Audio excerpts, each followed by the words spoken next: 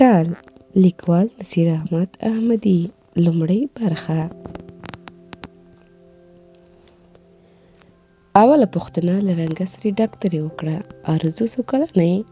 د مخامخ ولاړې ډنګره نجلۍ سپېرې شونډې وخوځېدې. نه پوهېږم. د نجلۍ څنګ ته له عمره پخې ښځې په بېړه وویل: خدای مې دې نه غلطوي، ارزو د کرزي په 2 یا 3 کال پیدا شوه. د ډاکټرې د تندي ګونځې سره ورغلې. غبرګې څنګلې یې د میز له سره پورته کړې. ویې ویل: بخت بي ترورې، نجلۍ ژبه لري، خپله غږېدای شي. بخت بي یو ګام شاته شوه، سر یې وځړېد، غلې ودرېده. ډاکټرې ته نږدې پر څوکۍ ناست له عمره پوخ سړي وویل: بخت بي وبخه، لنډ وخت به مو یوازې پرېنږدې. ښځه روانه شوه. د صالون په وره کې یې نوک ونیو. ارزو ته یې ناامیده سترګې ورواړولې. د باندې ووته. ډاکټرې غټې عینکې ور واخیستې. د نرۍ پزې پر سر یې کېښودې. تر څنګ ناست سړي ته یې وکتل. ویې ویل: 14 کاله به ورته ولیکو. سړي وویل: دا لا ماشومه ده. زه له طبابته قضاوت کوم. هسې وړه ښکاري، سمه یې نه ده ساتلې. که نه تر 14 کلونو اوړي. ډاکټره ولاړه شوه. تر نجلۍ راوګرځېده. د هغې ډنګر لاس یې پر خپلو اوږدو سپینو ګوتو ونیو. ویې ویل: ورغوی دې په څه دی؟ ارزو په وېرېدلي غږ وویل: خوشایي مې تپل، ما ته ښیښه پکې وه. ډاکټرې پر کاغذ څه ولیکل. ویې ویل: مخ دې له تورو ټاپو ډک دی. دا د کمخونۍ علامه ده، یا به چینجي لرې. پر کاغذ یې بل توري ولیکه. ویې پوښتل: د شپې د له خولې لاړې ځي؟ نه پوهېږم. سړي ورغږ کړ: نو ته په څه پوهېږې؟ د ارزو سر وځړېد. ډاکټرې وویل: خوله دې خلاصه که. ارزو کړل. ډاکټرې تر شونډک ونیوله. نجلۍ سپین غاښونه لرل. ډاکټره بېرته پر خپل ځای کېناسته. سړي ارزو ته وکتل. تراوسه دې څوک لمبولي دي؟ ارزو په بېړه وویل: هو، کوچنی ورور مې هر وخت تر اوبو باسم. مور مې کارونه راویشلي دي. د غوا پیل، د غوجلې پاکول، خوشایي تپل او د ورور لمبول یې ما ته راکړي. دیګ، جارو، لوښي وینځل مې مشره خور کوي. د کور نور کارونه مې مور ته ورپاتې وي. او سړي خبره ونیوله. مور دې لمبولې ده؟ د نجلۍ په سپېره مخ کې دومره مینه نه وه چې غومبري یې سرې شي. مازې یې سر وځړېد. ډاکټرې وویل: ګرانې، که کار غواړې نو باید زړوره واوسې. غلې شوه. ویې ویل: بخت بي ترور به دې پوه کړي یې. څه یې درته وویل چې چیرې بیایم؟ هېڅ. له غونډۍ مې غوا راوسته. مور به په تناره ډوډۍ پخوله. ترور مې خبرې ورسره کولې. ویې ویل چې ارزو ته مې په کابل کې ښه کار پیدا کړی. که خدای کول ګوله به مې غوړه شي. بس په سبا مې مور غوټه راوتړله. له ترور سره دلته راغلم. سړي ډاکټرې ته وکتل. ویې ویل: خو بخت بي باید په هر څه پوه کړی وای. ارزو ته یې مخ ور واړاوه. ته مو دلته د یوې 2 کلنې ناروغې ښځې خدمت ته راوستی یې. هر څه به ستا پر غاړه وي. ان د زړې ښځې پمپر به هم وربدلوې.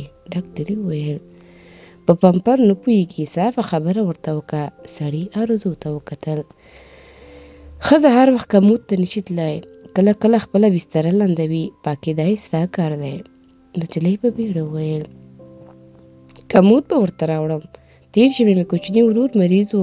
سارا ګشت ته نشو تللی. مور به مې په تشت کې کېناوه. ډاکټرې وخندل. بېرته یې خندا وکړه. ویې ویل: کمود تشت نه دی، له ځایه نه خوځېږي. سړي وویل: تراوسه دې په 50 کاچوغه خوراک کړی دی؟ په کاچوغه مې مستې خوړلې، خو پنجه. غلې شوه. سړي په کاغذ څه ولیکل. ویې ویل: پتلون دې اغوستی دی؟ ډاکټرې وویل: دې کلیواله نجلۍ به کومه پتلون اغوستی وي؟ خو دا باید د دې ځای اصول ومني. خیر، اوس یې وخت نه دی، بلده به شي. سړي وویل: په لیک لوست پوهېږې؟ تر 5 مکتب ته تلم، بیا یې وسوځاوه، خط ویلی شم. سړي وویل: له څه سره مینه لرې؟ نجلۍ ورخطا شوه. مینه نه لرم، په قرآن کې لرم. مور مې راته وویل چې ګوره مینه نه شي. هغه د تاج اکا لور مینه شوه. پلار او ورونه یې د کلا له برجه واچوله. سړی په خبره ور ولوېد: څه در باندې ګران دي؟ مور او کوچنی ورور. بل زموږ د ژیړې وړې سخوندرې د غټو تورو سترګو اوږده باړه. دواړو وخندل. نجلۍ غلې ولاړه وه. وروسته یې وویل او بل په کوچو غوړ تود پاستي. ډاکټرې یو سړي یو بل ته وکتل. ډاکټرې نجلۍ ته مخ ور واړاوه. ویې ویل تلی شي. ارزو د باندې ووته. ډاکټرې وویل څه ډول نه جوړېږي.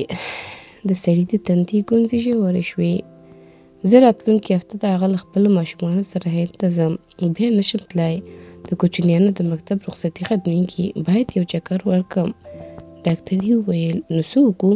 موږ دواړه همدې ته راغلي وو چې مېرمن رقیې ته باید روغه او خبره پوه خدمتګاره ونیسو. اوس به له کومه بله نجلۍ پیدا کوو. همدا به یوه میاشت امتحاني ونیسو. که سمه نه وه ځوابېدا خو یې سخت کار نه دی. تر هغه وخته به زه هم له هنده راوګرځم. ډاکټرې وخندل. زړه دی. ما خو یې صرف صحي معاینات وکړل. روغه راته ښکاري. نور مسؤلیت یې ستا پر غاړه دی. ګور رښتیا د مېرمن رقیې زوی اغلی بصیر ته به څه وایې؟ ما ته یې پرېږده. قناعت ورکوم. ښځې پاړې ور ټولې کړې. د باندې ووته. سړي بخت بيبي ترور راوغوښته. ترور ځړېدلی سر ودرېده. سړي وویل موږ له عمره لویه او په کار پوه نجلۍ غوښته. خو تا پخوا د دې کور ډېر خدمت کړی. خاطر دې راباندې ګران و. خو روزه دې یوه میاشت امتحاني نیسو. خو د هر څه مسؤلیت یې ستا پر غاړه دی. له قیمتي شیانو سره به پام کوي. که څه ورک شول له تا پوښتنه کېږي. د بخت بيبي رنګ وغوړېد. په بېړه یې وویل صیب بېغمه اوسه. ارزو ښه جلۍ ده. یو ځل یې د همسایه چرګه د دوی په کور کې په هګۍ وموښته شوې وه. دی به د ورځې یوه هګۍ ګاونډي ته ور وړه. سړي وویل له مېرمن رقیې سره به ګزاره وکړي. هو صیب ارزو له خبرې ماته جلۍ ده. سمه ده. که د مېرمن رقیې خوښه شوه موږ هم کوم مشکل نه لرو. خو ارزو باید په هر څه پوه کړي. سړي تور بکس ور واخیست. له کوټې ووت. بخت بيبي ورپسې ووته. ارزو په دهلیز کې ولاړه وه. له چته راځړېدلی لوی قندیل ته یې وکتل. په قندیل کې یوازې ژېړ غټ ګروپ بل و. خو د قندیل سلګونو منظمو ښیښو رنګه رڼاوې کولې. بخت بيبي خپله خورزه تر مټ ونیوله. نجلۍ ټکان وخوړ. لاس یې پر مز له ایښي ګلدان سره ولګېد. ګلدان کوږ شو. بخت بيبي په بیړه لاس ور وغځاوه. بېرته یې سم کړ. د نجلۍ پر مټ یې کلکه چونډۍ ور ولګوله. شاوخوا یې وکتل. په خوش کې ویل ړنده شي. په اوله ورځ دې نږدې مرداري کړې وه. نجلۍ په ویره ورته وکتل. بخت بيبي وویل ګوره دا ځای مې په سخته درته موندلی دی. خدای ومنه مه مې ناامیده کوه. ارزو غلې وه. ښځې نجلۍ تر مټ ونیوله. ویې ویل راځه ځې د صحي طبیعت ووینې. دواړه د مرمرو پر زینو لاندې زیرزمینۍ ته ښکته شوې. د اوږد دهلیز دواړو خواوو ته په نقاشي شویو روغني تابلوګانو کې د ژیړو ګروپونو رڼاوې ښکارېدلې. د یوې کوټې د برقي جارو غږ راته. بخت بيبي دروازه خلاصه کړه. له عمره پخې ښځې سره غالۍ جارو کوله. بخت بيبي خوله چینګه کړه. دا مې خورزه ده. ښځې شونډې وکړې. څه یې وویل خو د جارو غږ یې خبره وخوړله. بخت بيبي بېرته دروازه پورې کړه. ویې ویل دا د کور خدمتګاره ده. سهار راځي تر مازدیګره کار کوي. کار یې د کور پاکوالی دی. ډېره مه ورسره مخامخ کېږه. زور یې ورکړی. خور یې ستا پر ځای مقررېدلو ته راوستې وه. خو ډاکټرې ته ښکاره شولې. بله دروازه یې خلاصه کړه. تیاره وه. بخت بيبي ګروپ ولګوه. لویه کوټه له ورزشي وسایلو ډکه وه. بخت بيبي وویل د مېرمن رقیې د درېیم زوی همدلته اوسي. اغلی بصیر نومیږي. ښځه او ماشومان یې په امریکا کې دي. خو دی دلته په یوه غټه مؤسسه کې لوی سړی دی. کله کله دلته ورزش کوي. هغه یو د منډو ماشین دی. برق ته یې وتړه. ورباندې ودرېږه. پخپله دې سره منډې جوړوي. هغه نور وزنونه دي. ورهاخوا هغه سره ځوړنده خلطه د سوکانو لپاره ده. بله دروازه یې خلاصه کړه. دیوالونو ته له کتابونو ډکې هسکې انوارې ولاړې وې. بخت بيبي وویل دې ته کتابخانه وایي. دواړه بېرته پورته وختې. په اول منزل کې 3 کوټې او یو هال و. یو دیوال ته پاسته کوچني ایښه ول. پاکې کاشي ځلېدلې. مخامخ نیمه یې دیوال تلویزیون ولاړ و.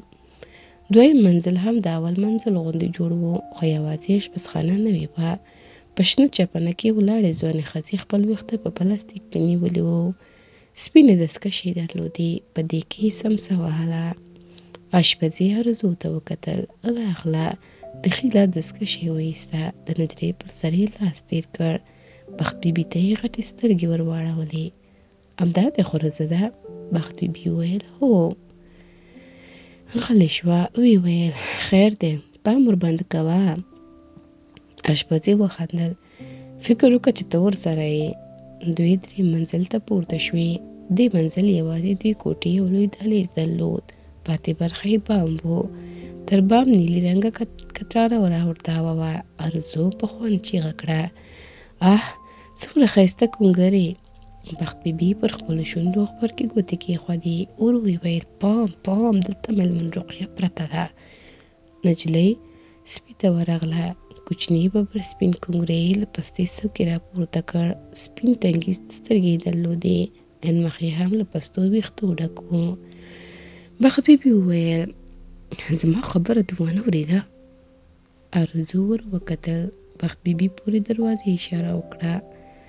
دلته یوه زړه ښځه پرته ده، ته یې د همدې ښځې خدمت ته راوستې یې. ښځه کله کله غوسه کېږي، خو مجبوره یې هر څه به یې تېروي، ډېرې پیسې درکوي. زه به څه کوم؟ د مېرمنې روغتیې پاکوالي ته به پام کوي، ډوډۍ او دوا یې باید پر وخت ورکړي. دوا خوري؟ هو، ناروغۍ ژوره ده، ډاکټران وایي چې تر 6 میاشتو نه اوړي. څوک نه لري؟ 3 زامن او 1 لور لري، خو اولادونه یې ډېر وخت په امریکا کې وي. دا یې هم دا 3 میاشتې مخکې کابل ته راوسته. زامن یې نه ورسره منله، خو دی خپل مرګ په خپل وطن کې غوښت. نو زامن یې نه ورته راځي؟ راځي، خو ډېر وخت له وطنه لرې وي. اوازه ده چې په دې ورځو کې لور د خپلو ماشومانو سره را روانه ده. بخت بیبي کېناسته. د نجلۍ لاسونه یې په خپلو لاسونو کې ونیول. د هغې وړو سترګو ته یې وکتل. ویې ویل ګوره لورې، خدای که مې په دې سون کې پردۍ مزدورۍ در باندې لورېږي، خو چاره څه ده؟ خیر دی، له هر څه سره پام کوه. دوی یوازې 2 میاشتې درته ګوري. که بوډۍ درنه خوشحاله وه، د هغې تر مرګ به ورسره یې.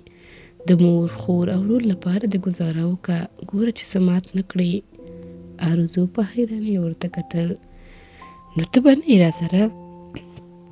نه، ته خو پوهېږې چې زه له خیاطۍ خپل کور چلوم، خو ژمنه ده، دا مې ورسره خلاصه کړې ده. هره جمعه به دې کور ته راسره بیایم. د ارزو سترګې راډکې شوې. بخت بیبي په غېږ کې ونیوله. د نجلۍ له ویښتو د چرشمو تېلو بوی ته. بخت بیبي وویل مخکې د تر تګه دې باید تیاره کړم.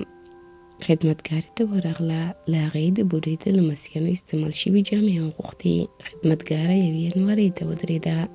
ټول پتلونونه او بې له ستورو کمیسونه ول. یوازې یو جوړ ګنډې افغاني جامې راځړېدلې. بخت بیبي د ارزو لاس ونیو. تشناب ته یې بوتله. نجلۍ سپینې کاشیو ته کتل. بخت بیبي وویل دلته د غاښونو کریم، شامپو او صابون ایښي دي. له هغه ځایه جان پاک در واخله. هله نو ځان دې پاک پرېمینځه. ارزو حیرانه ولاړه وه. بخت بیبي پر دیوال پورې نښتې طلایي رنګه لاس ته تاو کړ. له پورته د اوبو دارې راتویې شوې. ښځې لاس ورته ونیو. سړې یې وې. دویم لاس څومړې کړې. پاو وروسته ارزو په حویلۍ کې لمر ته ناسته وه. له زړې ټیکري راوتلې خړو ویښتو یې ځلا پیدا کړې وه. د مخ تورې ټاپې یې تر پخوا روښانه ښکارېدلې. خیرې د صابون اوبو ترې وړې وې. بخت بیبي وویل یو وارې ولاړه شه. نجلۍ ودرېده. بخت بیبي یې په ځیر ځیر ورته وکتل. ویې ویل لستوړي دي یو څه لنډ دي، خو بد نه ښکاري. لاس یې ور وغځاوه. د نجلۍ له سره یې ټیکری لرې کړ. ارزو په حیرانۍ ورته کتل. بخت بیبي وویل دا خلک د وړو نجونو په سر ټیکري نه خوښوي. ارزو په بیړه ټیکری د خپلې ترور له ګوتو وایست. بیرته یې پر سر کړ. د بخت بیبي تندي ګونځې شو. ویې ویل خیر، ځینې خبرې باید درته ووایم. بوډۍ به مېرمن بولې، بحث به ورسره نه کوې، هر خبره به په پټو سترګو منې. غلې شوه. ویې ویل پوهېږې، بوډۍ د خپل عمر اخري 18-20 کاله په امریکا کې تېر کړي دي.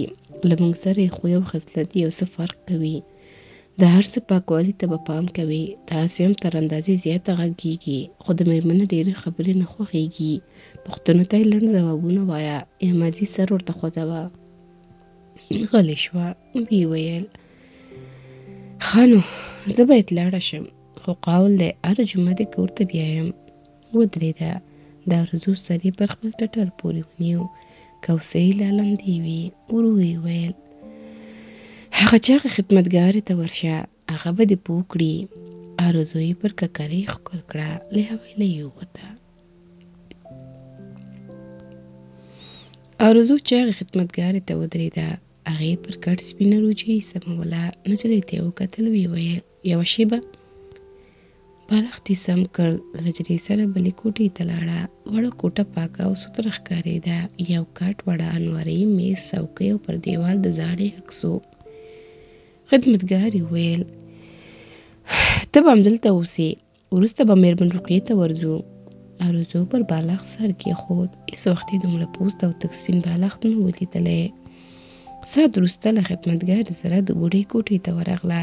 بوډۍ کړکۍ ته نږدې د مایوبینو په څوکۍ ناسته وه.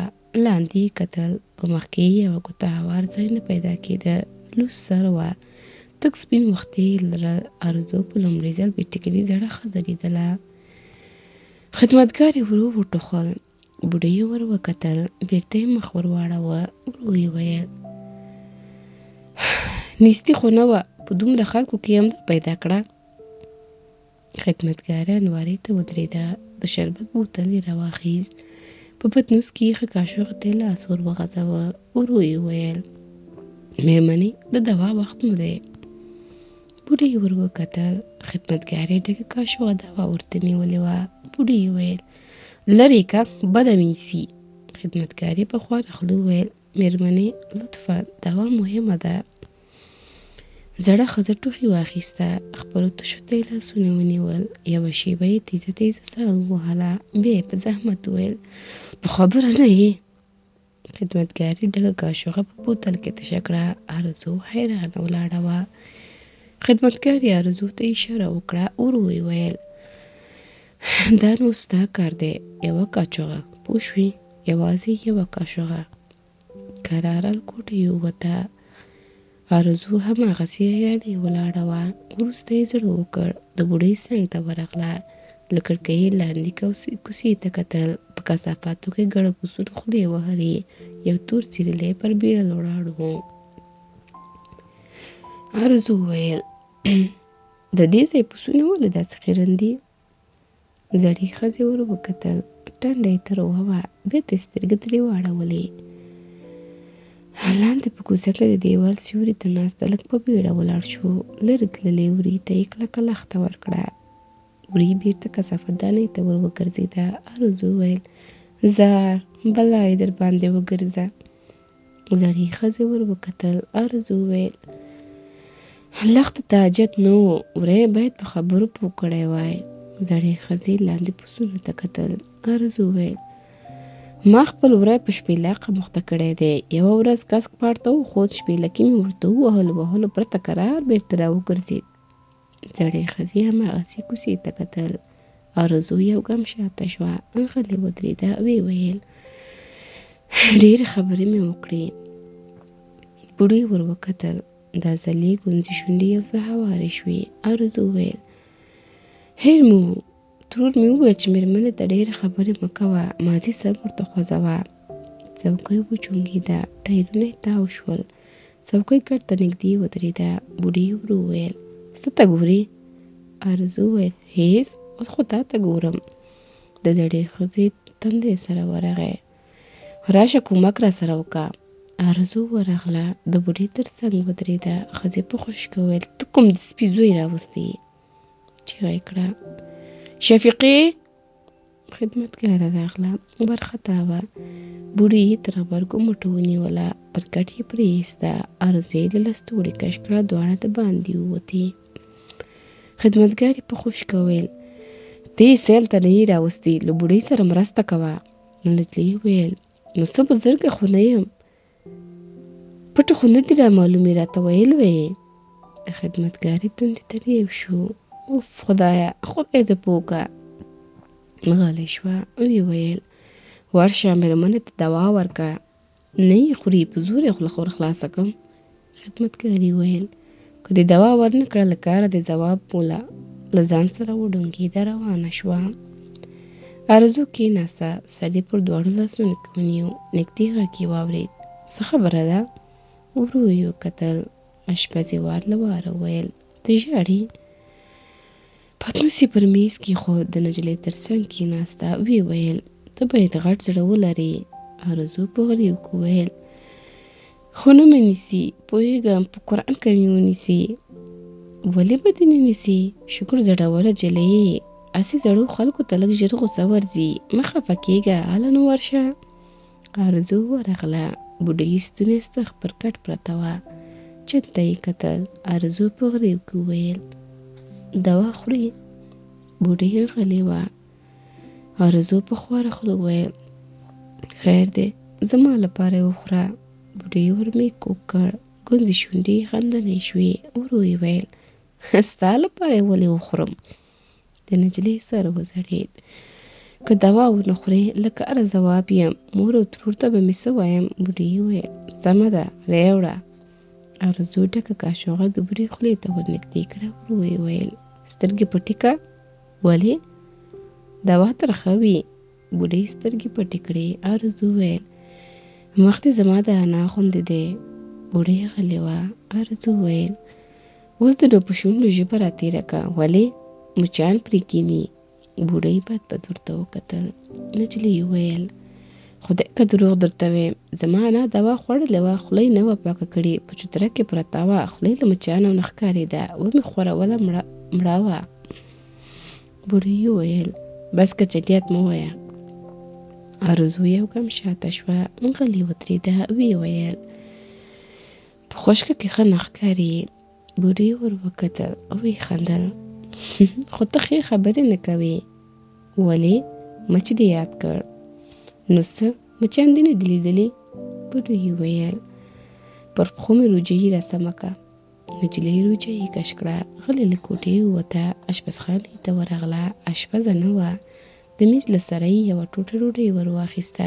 بېرته پورته وخته. کونګری یې ولید. ورغله. کونګري د نجلۍ پر پښو ځان وسولاوه. ارزو کېناسته. په ډکه خوله یې ویل جیار وږی. وړه ټوټه ډوډۍ د سپي خولې ته ونیوله. وارخطا غږ یې واورېد پام.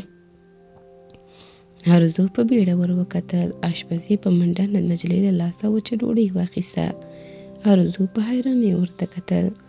اشپزي وویل پاپي ناروغه کېږي. د نجلۍ سترګې رډې راوختې. اشپزي تر لاس ونیوله.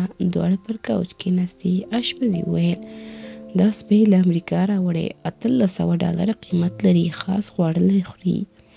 ولاړه شوه. له المارۍ یو کاغذ پاکټ راواخیست. په پاک لوښو کې څو خړې دانې ور واچولې. لوښی د سپي مخ ته کېښود. سپی خړې دانې پر سره ژبه ور ټولې کړې. اشپزه بېرته د ارزو تر څنګ کېناسته. ورو یې ویل سپي ته به یوازې له همدې پاکټه څو دانې ورکوي. د مېرمن روغتیايي زوی ښاغلی بصیر وایي چې نور خواړه یې مریضوي. غلې شوه. ویې ویل دا پاکټ یوازې په یو ځای کې پیدا کېږي.